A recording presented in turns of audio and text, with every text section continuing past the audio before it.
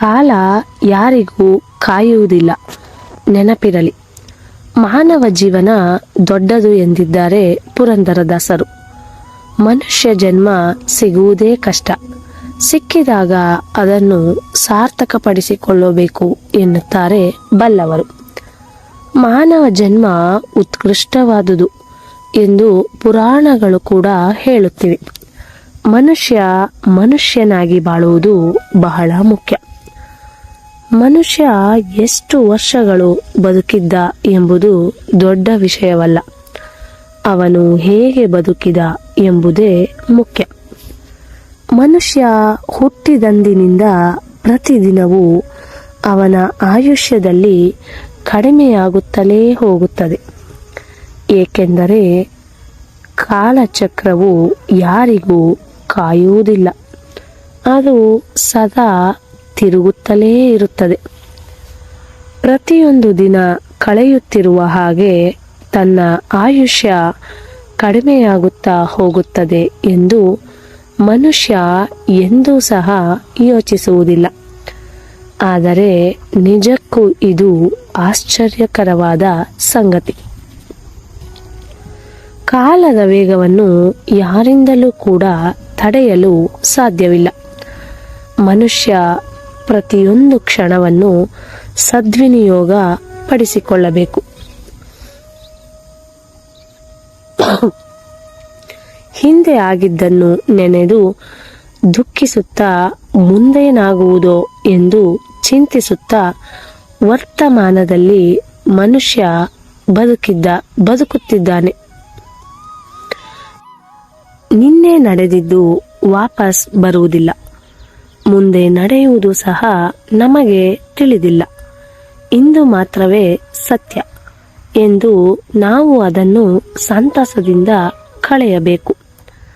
ಗೆಲುವುಗಳನ್ನು, ವಿಜಯಗಳನ್ನು ಸಾಧಿಸಬೇಕೆಂದರೆ ವರ್ತಮಾನದಲ್ಲಿಯೇ ಸಾಧಿಸಬೇಕು. ಕನಸುಗಳನ್ನು ಕಾಣುತ್ತಾ ಜೀವನದಲ್ಲಿ ಮುಂದೆ ಬರಲು ಶ್ರಮಿಸುವುದು ವರ್ತಮಾನದಲ್ಲಿ ಮಾತ್ರ. ಅದಕ್ಕಾಗಿ ಶ್ರಮ ಪಡಬೇಕು. ಕನಸುಗಳನ್ನು ನನಸಾಗಿಸಿಕೊಳ್ಳಲು ನಾವು ಸದಾ ಕೆಲಸ ಮಾಡಬೇಕು. ಖ್ಯಾತ ವಿಜ್ಞಾನಿ ಅಬ್ದುಲ್ ಕಲಾಂ ರವರು ಏನು ಹೇಳುತ್ತಾರೆ ಗೊತ್ತಾ? ನೀವು ಕಂಡ ಕನಸುಗಳನ್ನು ಸಾರ್ಥಕಪಡಿಸಿಕೊಳ್ಳಲು ಹಿಂದೆ ಭದ್ರವಾದ ಬುನಾದಿಯನ್ನು ಹಾಕಿ. ಅದೇ ಭವಿಷ್ಯತ್ತಿನಲ್ಲಿ ಎತ್ತರದ ಭವನವಾಗುತ್ತದೆ ಎನ್ನುತ್ತಾರೆ. ಮಿಂಚಿ ಹೋದ ಕಾರ್ಯಕ್ಕೆ ಚಿಂತಿಸಿ ಫಲವಿಲ್ಲ ಎಂಬುದು ಗಾದೆ ಮಾತು. ಅದೇ ರೀತಿ ಕಾಲ ಮಿಂಚದಂತೆ ಕೆಲಸ ಮಾಡಬೇಕು. ಅದಕ್ಕಾಗಿ ಮೊದಲೇ ಪ್ಲಾನ್ ಹಾಕಿಕೊಳ್ಳಬೇಕು. ನಿಮ್ಮ ವಿವೇಕ, ವಿಚಕ್ಷಣ ಜ್ಞಾನದಿಂದ, ಜಾಣತನದಿಂದ ಕೆಲಸವನ್ನು ಸಾಧಿಸಿಕೊಳ್ಳಬೇಕು. ಜೀವನದಲ್ಲಿ ಕಾಲದ ಬೆಲೆಯನ್ನು ಅರ್ಥ ಮಾಡಿಕೊಂಡರೆ ನೀವು ಒಂದು ಕ್ಷಣವನ್ನು ವ್ಯರ್ಥ ಮಾಡುವುದಿಲ್ಲ. ಮನುಷ್ಯ ಜನ್ಮ ಸಿಗುವುದೇ ದುರ್ಲಭ. ಸಿಕ್ಕಿದಾಗ ಏನನ್ನಾದರೂ ಸಾಧಿಸಬೇಕು. ಪ್ರತಿ ಕ್ಷಣವನ್ನು ಸದ್ವಿನಿಯೋಗ ಮಾಡಿಕೊಂಡು ಕೆಲಸ ಮಾಡಿದರೆ ಕೀರ್ತಿ ತನ್ನಿಂದ ತಾನೇ ಬರುತ್ತದೆ. ಇಂಗ್ಲಿಷಿನಲ್ಲಿ ಒಂದು ಗಾದೆ ಇದೆ, ಯಾವ ಕೆಲಸವನ್ನಾದರೂ ಬೇಗನೆ ಪ್ರಾರಂಭಿಸು, ನಿಧಾನವಾಗಿ ಕೆಲಸ ಮಾಡು, ಕ್ಷೇಮವಾಗಿ ನಿನ್ನ ಗುರಿಯನ್ನು ಸೇರು ಎಂದು. ನಮ್ಮಲ್ಲೂ ನಾಳೆ ಮಾಡಬೇಕಾದ ಕೆಲಸವನ್ನು ಇಂದೇ ಮಾಡು ಎನ್ನುತ್ತಾರೆ ಹಿರಿಯರು. ಕಾಲ ಕಳೆಯುವುದಕ್ಕಾಗಿ ಕೆಲಸ ಮಾಡಬಾರದು, ಅದಕ್ಕೊಂದು ಅರ್ಥವಿರಬೇಕು. ಕಾಲವು ಯಾರಿಗೂ ಕಾಯುವುದಿಲ್ಲ, ನಿರಂತರವಾಗಿ ಸಾಗುತ್ತಲೇ ಇರುತ್ತದೆ. ಅದೊಂದು ನಿರಂತರವಾದ ಜಲಧಾರೆಯಂತೆ ಸುರಿಯುತ್ತಲೇ ಇರುತ್ತದೆ.